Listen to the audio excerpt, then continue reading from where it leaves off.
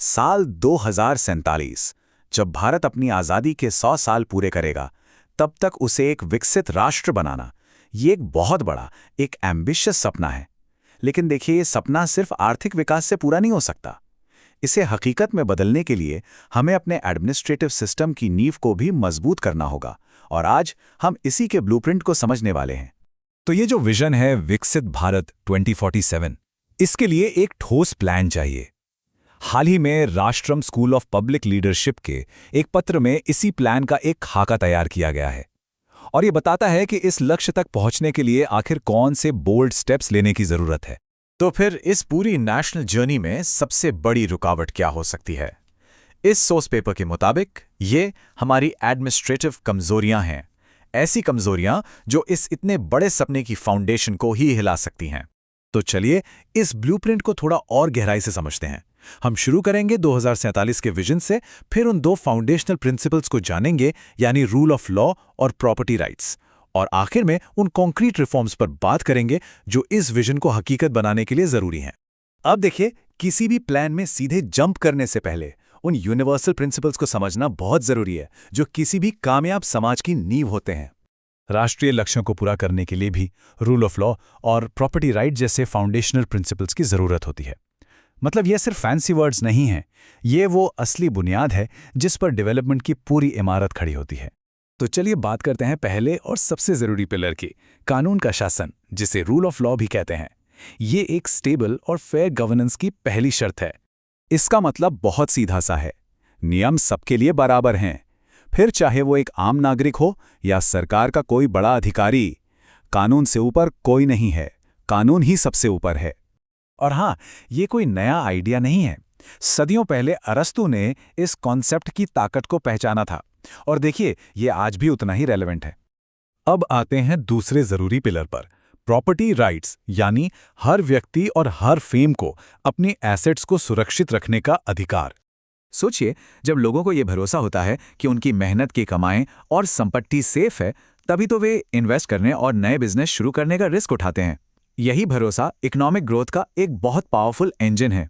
असल में property right सिर्फ ओनरशिप के बारे में नहीं है, ये घर या जमीन के टुकड़े को डेड कैपिटल से लाइफ कैपिटल में बदल देते हैं।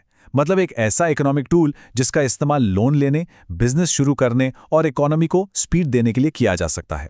तो ठीक है, हमने प्रिंसिपल्स तो समझ लिए, लेकिन अब सवाल ये उठता है कि इन प्रिंसिपल्स को, इस लाइफ कैपिटल की पावर को असल में जमीन पर कैसे उतारा जाए। इसका जवाब विकसित भारत पत्र में दिए गए कॉन्क्रीट एडमिनिस्ट्रेटिव रिफॉर्म्स में छिपा है। इस पेपर में वैसे तो कई सुधारों की बात है, पर हम आज कुछ मेन एरियाज पर फोकस करेंगे जो इन फाउंडेशनल प्रिंसिपल्स को मजबूती देते हैं। चलिए एक ऐसा रिफॉर्म देखते हैं जो सीधे सीधे हमारे पहले पिलर यानी रूल ऑफ लॉ को मजबूत करता है। जरा इस नंबर पर गौर कीजिए, 16 महीने।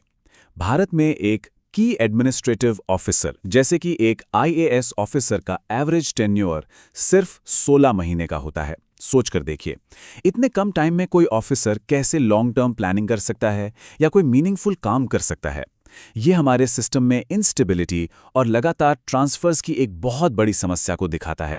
इसका समाधान है अधिकारियों को मनमाने पनिशमेंट ट्रांसफर से बचाना। जब अधिकारियों को पता होता है कि वो एक जगह कम से कम 2 साल तक काम कर सकते हैं, तो वे बेहतर प्लानिंग कर पाते हैं और नतीजों के लिए वाकई अकाउंटेबल बनते हैं। इससे रूल ऑफ लॉ मजबूत होता है। रूल ऑफ लॉ को मजबूत करने वाला एक और सुधार है digital human resource management information system, या HRMIS। ये सिस्टम तबादलों और पोस्टिंग में ट्रांसपेरेंसी लाता है, पक्षपात की गुंजाइश कम करता है और अकाउंटेबिलिटी तय करता है। जब हर चीज का एक डिजिटल रिकॉर्ड होता है, तो सिस्टम में भरोसा अपने आप बढ़ जाता है। चलिए अब दूसरे सुधार के उदाहरण की ओर बढ़ते हैं, जो सीधे हमारे दूसरे पिलर प्रॉपर्टी राइट्स से जुड़ा है। अब ये चार्ट देखिए, ये अपने आप में एक पूरी कहानी बताता है। भारत में प्रॉपर्टी टैक्स कलेक्शन, जो लोकल गवर्नमेंट्स के लिए इनकम का एक बड़ा सोर्स होना चाहिए, वो डेवलप्ड कंट्रीज के एवरेज से कितना ज्यादा कम है। इसमें लोकल गवर्नमेंट्स के डेवलपमेंट के लिए एक बहुत बड़ी अपॉर्चुनिटी छिपी है। इससे एक पॉजिटिव साइकिल शुरू होता है। जब लोग देखते हैं कि उनके टैक्स का पैसा बेहतर सड़कों, पार्कों और पानी की सप्लाई जैसी सुविधाओं में लग रहा है, तो उनकी प्रॉपर्टी की वैल्यू बढ़ती है और सिस्टम में उनका भरोसा भी मजबूत होता है। तो सार ये है कि ये सब आपस में जुड़ा हुआ है। एक बड़ा विजन जिसे मजबूत प्रिंसिपल्स का सहारा चाहिए और उन प्रिंसिपल्स को लागू करने के लिए प्रैक्टिकल रिफॉर्म्स की जरूरत है। हमें ये याद रखना होगा कि ये सिर्फ फाइल्स में होने वाले टेक्निकल बदलाव नहीं है। ये एक ऐसा सिस्टम बनाने के बारे में है जो फेयर हो, जिस पर भरोसा किया जा सके और जो हर किसी के लिए ग्रोथ के रास्ते खोले। ये पत्र एक रास्ता तो दिखाता है, एक ब्लूप्रिंट तो हमारे सामने रखता है, लेकिन असली सवाल तो ये है, क्या हमारे पास इन सुधारों को सच में लागू करने की पॉलिटिकल और एडमिनिस्ट्रेटिव विल है? क्योंकि इसी सवाल के जवाब पर भारत का 2047 का भविष्य टिका है।